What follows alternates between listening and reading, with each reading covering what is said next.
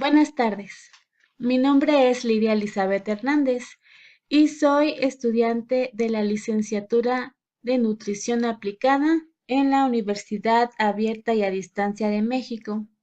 El motivo de este video es para presentar mi actividad de evidencia de aprendizaje de la unidad 2 de la asignatura de Anatomía y Fisiología 1. Esta actividad tiene por nombre Corazón y Nutrición. Para realizar esta actividad se tuvieron que contestar diferentes preguntas que el profesor nos proporcionó y de las cuales se van a exponer cada una de las respuestas. Vamos a pasar a la primera pregunta o a la respuesta y sería que describe el ciclo cardíaco. Bien, el ciclo cardíaco es la secuencia de eventos eléctricos, mecánicos, sonoros y químicos relacionados con el flujo de sangre a través de las cavidades cardíacas que ocurren durante el latido cardíaco completo, es decir, que son todos los sucesos que ocurren entre la diástole, que es el llenado, y la sístole, que es el vaciamiento. Bien, esta se divide en diferentes fases y la primera vamos a mencionar la fase de llenado. Esta fase se refiere a la presión ventricular con la que se abren las válvulas del corazón y hay dos tipos de llenado. El llenado lento y el llenado rápido. El lento es cuando el paso sanguíneo se hace lento y el llenado de la sangre es del 20%. El llenado ventricular rápido es cuando se abren menos las válvulas y hay un paso rápido de la sangre debido a la presión y distribuye aproximadamente un 60% de la sangre. La fase 2 es la fase de contracción. Cuando la artícula se contrae, esta sería la artícula y recordemos que estos son los ventrículos. Cuando la artícula se contrae, la presión de la aorta desciende porque la válvula aórtica permanece cerrada, por lo que la presión auricular aumenta y continúa aumentando porque la válvula aórtica permanece cerrada. Aún no hay suficiente presión como para que se abra la válvula aórtica, con lo que la presión de la aorta sigue disminuyendo y la presión ventricular sigue aumentando, superando la articular y la de la aorta, lo que hace que la válvula mitral se cierre. La fase 3 o la siguiente fase sería la expulsión. La presión del ventrículo es mayor que la aorta y con lo que la válvula aórtica se abrirá para permitir la salida de la sangre y desciende la presión en el ventrículo. El volumen ventricular va disminuyendo mientras aumenta el flujo de la sangre de salida. Cuando la presión ventricular sea mayor que la aórtica, se cerrará de nuevo la válvula aórtica y encontraremos un proceso de diástole. La fase de diástole o relajación es cuando las presiones intraventriculares derecha e izquierda disminuyen en el periodo en que el corazón se relaja. Es el momento en que la sangre entra al sistema nervioso procedente de los ventrículos. Los ventrículos van relajándose y el espacio en su interior se expande al mismo tiempo que la presión desciende. Una vez que la presión ventricular queda por debajo de la presión auricular, las válvulas auriculoventriculares se abren para nuevamente iniciar con la fase de llenado. Voy a pasar a la siguiente pregunta o a la siguiente respuesta de la pregunta 2.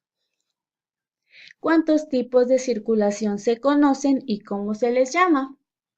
Bien, el sistema circulatorio efectúa paralelamente dos tipos de circulación, los cuales se denominan, el primero vamos a hablar de la circulación menor o pulmonar. Y esta circulación pulmonar o circulación menor es la parte del sistema circulatorio que transporta la sangre desoxigenada desde el corazón hasta los pulmones. Para luego regresar oxigenada de vuelta al corazón. La función de la circulación pulmonar es asegurar la oxigenación sanguínea por la hematosis pulmonar. La siguiente se conoce como circulación mayor o sistemática y al flujo sanguíneo que proviene del ventrículo de izquierda del corazón y sigue un trayecto hacia toda la economía del organismo, aportando una cantidad de nutrientes suficientes para desarrollar la vida. Aquí se muestra la imagen de la circulación mayor o circulación sistemática. Voy a pasar a la respuesta de la pregunta 3. ¿Cuál es la anatomía estructural de las arterias, arteriolas y capilares? Bien, vamos a hablar primero de las arterias. Las arterias son conductos membranosos elásticos. Esta sería la arteria. Y esta está constituida por 3 capas. Y vamos a hablar de cada una, que es la capa íntima o túnica íntima, aquí dice. Esta está constituida por el endotelio simple, plano. Aquí está el endotelio, en una lámina basal y una capa conjuntiva subdotelial, perdón. La íntima está presente en todos los vasos, arterias o venas y su composición es idéntica en todos. La membrana, la media o la capa media, está compuesta por fibras musculares lisas dispuestas de forma concéntrica, fibras elásticas y fibras de colágeno en proporción variable según el tipo de arteria. La media es una capa de aspecto compacto y de espesor regular. Y por último, la externa y está formada por tejido conjuntivo laxo compuesto fundamentalmente por fibroplastos y colágeno. Y esta sería la capa externa. Bien, ahora vamos a hablar de la estructura de las arteriolas. Y una arteriola es una arteria muy pequeña, con diámetro de entre 10 y 100 micrómetros. Se conduce la sangre a los capilares cerca de las arterias de las que nacen. Tiene una túnica interna compuesta por músculo liso y unas pocas fibras elásticas y colágenas. En las arteriolas de menor diámetro que están más cerca de los capilares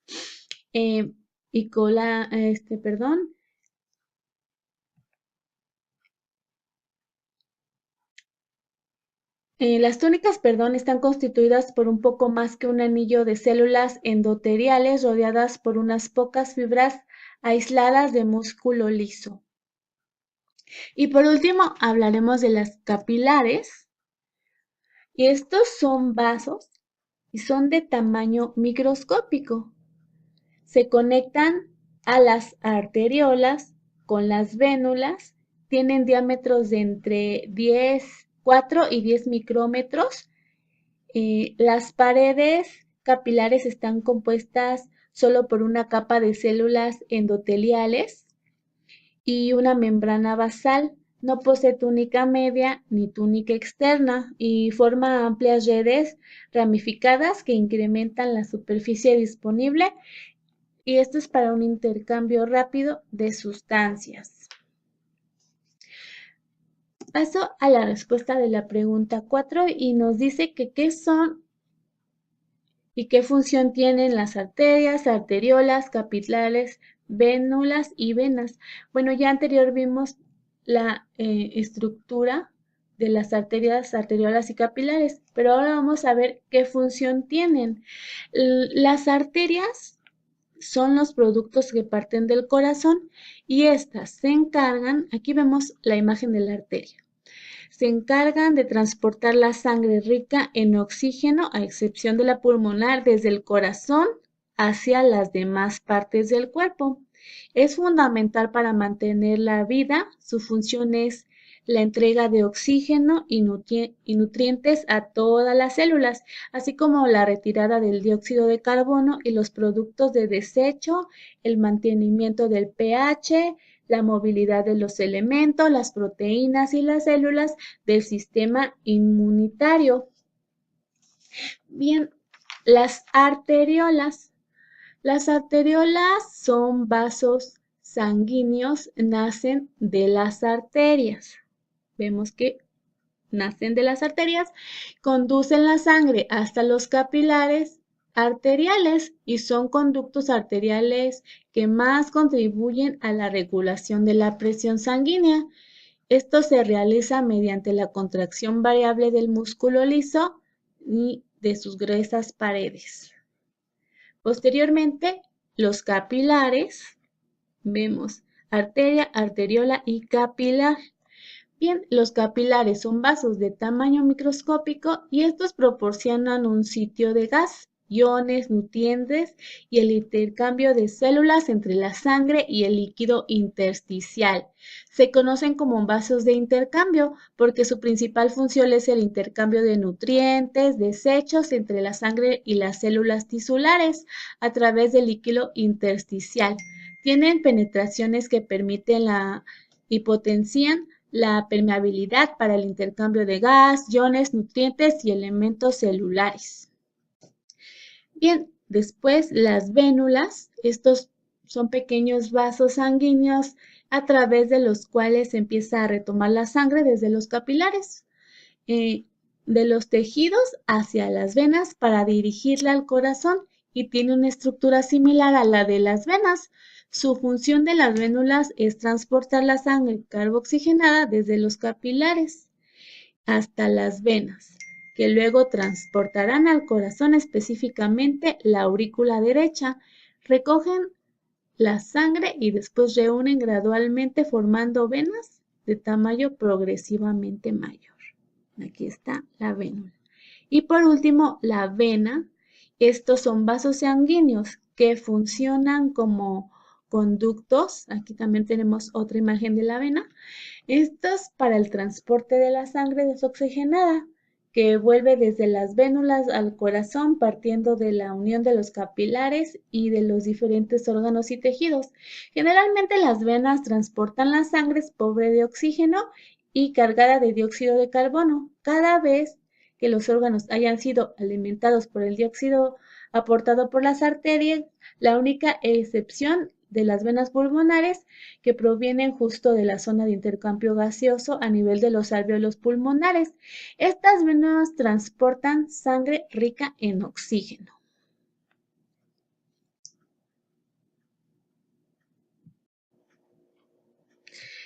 Bien, a continuación paso a la respuesta de la pregunta número 5 y nos dice ¿qué porcentaje de la sangre se encuentra en promedio en los diferentes componentes del sistema circulatorio?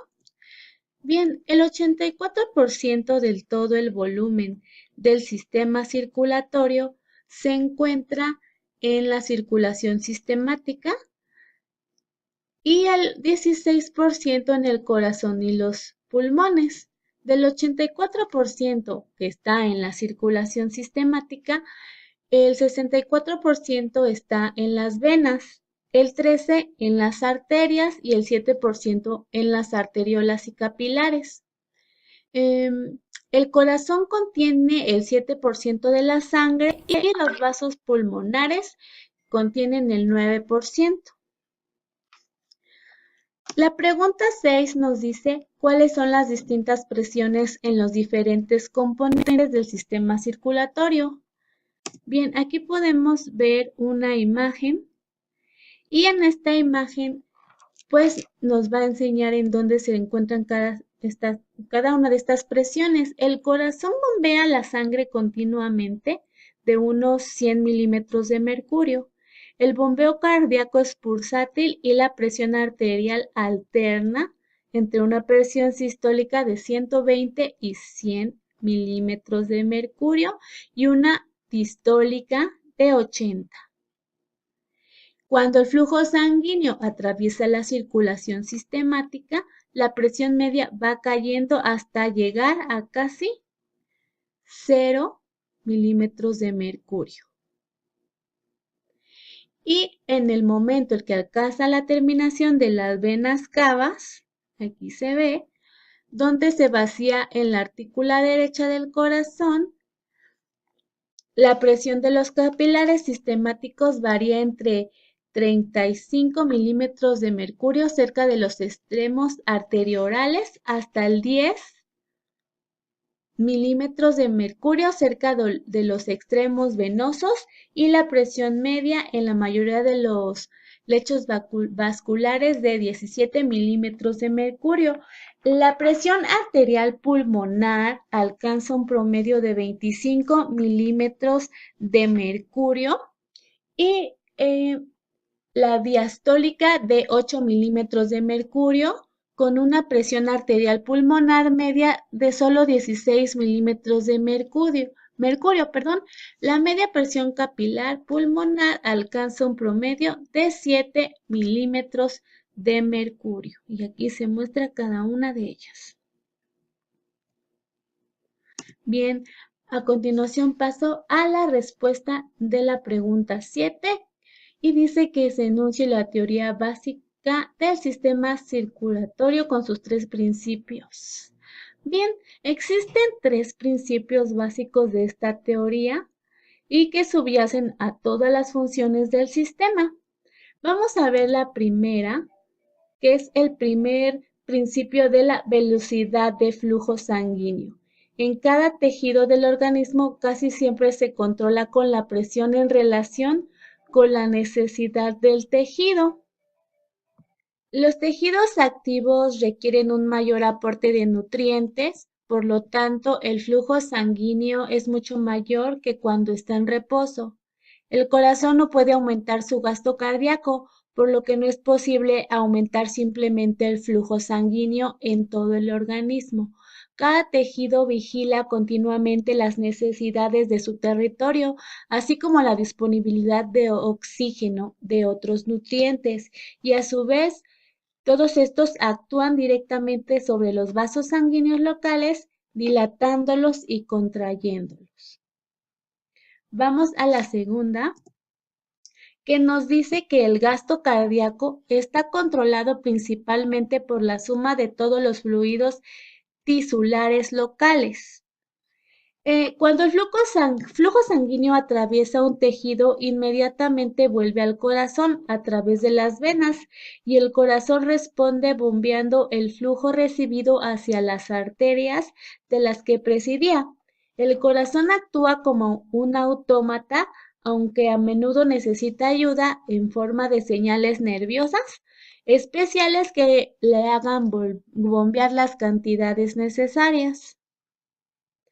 Y la tercera, el tercer principio, sería en general que la presión está controlada de forma independiente por el control de flujo sanguíneo local o por el control del gasto cardíaco. Si la presión cae por debajo del nivel normal, enseguida la descarga de reflejos nerviosos provocan cambios circulatorios, como el aumento de la fuerza de la bomba del corazón, la contracción de los grandes reservorios venosos para aportar la sangre al corazón, también transmiten o provocan una constricción generalizada de la mayoría de las arteriolas a través del organismo, con lo que acumula más sangre en grandes arterias para aumentar la presión arterial. Los riñones también tienen un papel importante y segregan hormonas que regulan el volumen. Vamos a la respuesta de la pregunta 8 y dice, menciona qué es el flujo sanguíneo. Bien, aquí vemos la imagen y dice que el flujo sanguíneo es la cantidad de sangre que atraviesa un punto dado de la circulación en el periodo de tiempo determinado. Y bien, ¿qué es el flujo sanguíneo laminar? Bien, vemos también estas imágenes y vamos a enfocarnos en esta y que sería esta misma. Y dice que es cuando el flujo sanguíneo se mantiene en equilibrio a través de un vaso sanguíneo largo, el flujo se produce de forma aerodinámica y cada capa de sangre se mantiene a la misma distancia de la pared del vaso y la porción de sangre más central se mantiene en el centro del vaso. Y por supuesto, vemos al lado de esa imagen otra y esta sería la respuesta de la pregunta 10 y dice, ¿qué es el flujo sanguíneo turbulento? Bien, vemos esta imagen y esta imagen que sería la misma. Y dice, bueno, se dice que el flujo sanguíneo turbulento es el que transcurre en todas direcciones, como podemos notar en la imagen. El vaso las direcciones del vaso y se mezcla continuamente en su interior. Ocurre cuando la velocidad del flujo sanguíneo es demasiado grande y atraviesa una obstrucción en un vaso y esto es lo que provoca el giro brusco. Bien, continuamos con la siguiente y nos pregunta ¿qué es la presión sanguínea y cómo se mide? Bien, la presión sanguínea es la fuerza o la presión que ejerce la sangre al circular por los vasos sanguíneos. Y esta presión se mide en milímetros de mercurio. ¿Y por qué? Porque el manómetro de mercurio se usa desde la antigüedad y este es un patrón que referencia para medir la presión. Y aquí vemos una imagen de la presión sanguínea. Vamos a la siguiente. ¿Qué es la sangre y cuáles son sus componentes celulares? Esta sería la respuesta de la pregunta 12. La sangre es un tejido conectivo líquido que circula por los capilares, venas y arterias de todos los vertebrados. Su color rojo es debido al pigmento hemoglobínico contenido de los glóbulos rojos, que son parte de sus componentes. Tiene una fase sólida, elementos formes que incluye a los glóbulos rojos o eritrocitos, los glóbulos blancos o leucocitos y plaquetas, y una fase líquida representada por el plasma sanguíneo. Y bien, ya mencioné los componentes y los glóbulos rojos son llamados también eritrocitos y estas son células más numerosas de la sangre y se encargan de transportar el oxígeno desde los pulmones hasta el resto de los tejidos. La proteína que se encuentra en el interior y que une el oxígeno se llama hemoglobina y la hemoglobina es roja y esto es lo que da el color rojo a la sangre. Los glóbulos blancos serían otro de sus componentes, también reciben el nombre de leucocitos y se ocupan de defender el organismo contra el ataque de bacterias, virus, parásitos y hongos. Los siguientes serían las plaquetas o trombocitos, y estos son fragmentos celulares que participan en la protección de la pared de los vasos sanguíneos, forman un tapón plaquetario para impedir el sangrado en el lugar de la lesión y producen diversas sustancias que ayudan a la cicatrización de las heridas. Y bien, el último componente sería el plasma. Esta es la parte líquida de la sangre. Es muy rico en proteínas, entre las cuales destacan como la más importante la albumina, los factores de la coagulación y las inmunoglobinas. Esta sería.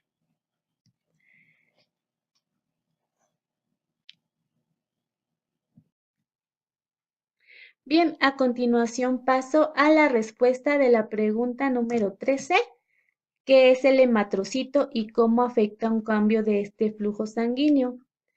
El porcentaje de la sangre que corresponde a las células se conoce como hematrocito. Es decir, si una persona tiene un hematrocito de 40, significa que el 40% del volumen sanguíneo está formado por células y el resto es plasma. El hematrocito de un varón alcanza un promedio de 42, mientras que el de las mujeres es de 38. Estos valores son muy variables dependiendo si la persona tiene anemia y del grado de actividad corporal y la altitud en la que reside la persona. Estos cambios del hematrocito se comentan en relación con los eritrocitos y su función del transporte del oxígeno.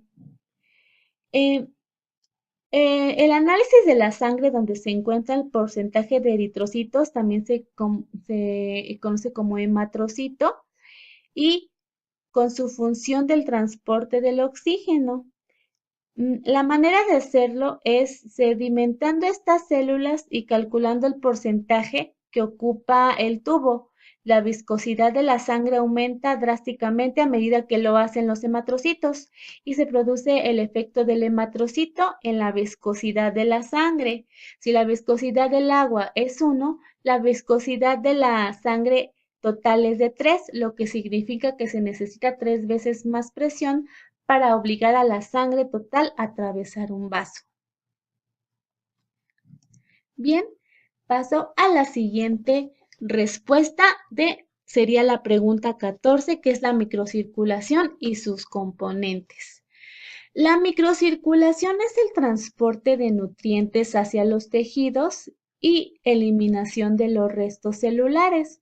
Los principales componentes de una microcirculación influyen una arteriola, una vénula y los capilares.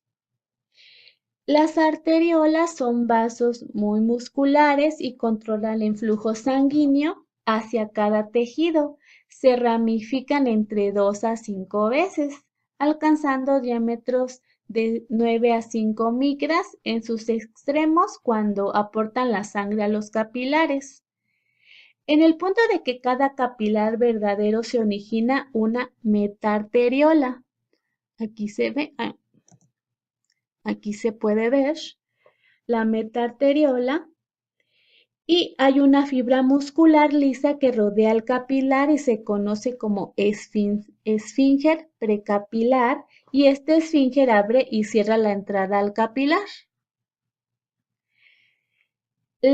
Los capilares son los responsables del oxígeno y los nutrientes, como la eliminación de productos metabólicos, y contienen el 5% de sangre circulante, la cual es el volumen sanguíneo más importante. Y las vénulas, estas son mayores que las arteriolas y tienen una capa muscular mucho más débil. Su función es transportar la sangre carboxigenada desde los capilares sanguíneos hasta las vénulas, hasta las venas.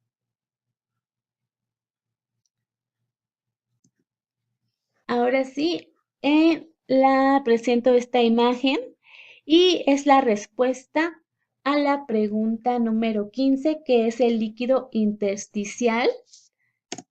El líquido intersticial es el líquido contenido entre el espacio de las células, alrededor de una sexta parte de los tejidos corporales corresponden al intersticio.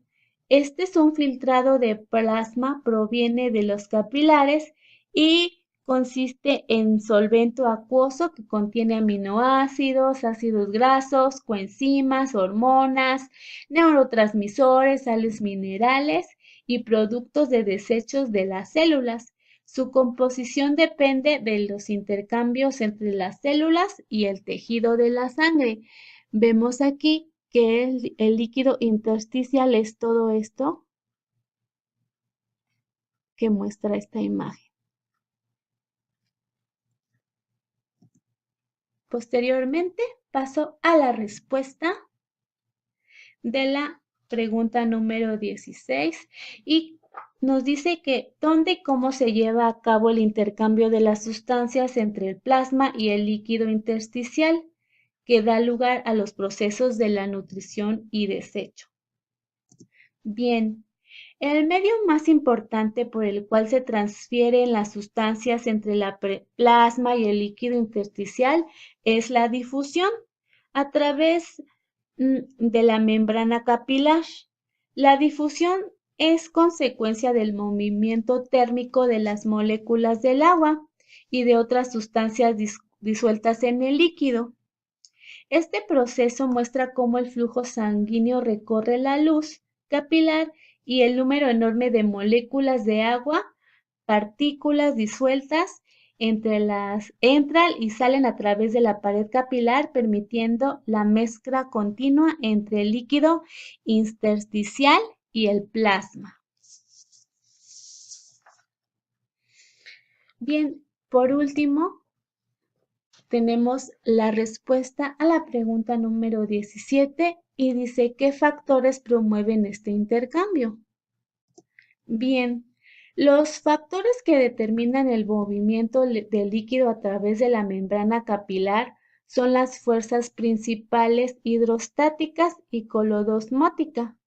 Estas determinan si el líquido saldrá de la sangre hacia el líquido intersticial o en dirección contraria y también se le pueden denominar fuerzas de Starling. Aquí tenemos una imagen donde nos muestra estas fuerzas o presión y nos dice que la presión capilar, la primera, que tiende a forzar la salida del líquido a través de la membrana capilar. La segunda sería la presión del líquido intersticial, que tiende a forzar la entrada del líquido a través de la membrana capilar. Cuando la presión del líquido intersticial es positiva, pero fuerza la salida cuando la presión intersticial es negativa.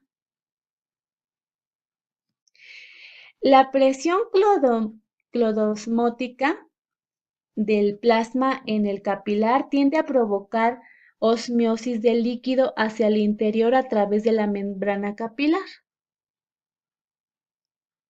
Y la presión clodosmótica del líquido intersticial tiende a provocar la osmosis del líquido hacia el exterior a través de la membrana capilar. Bien, con esta respuesta se termina este momento único de la actividad de evidencia de aprendizaje y agradeciendo su amable atención. Que tengan una excelente tarde.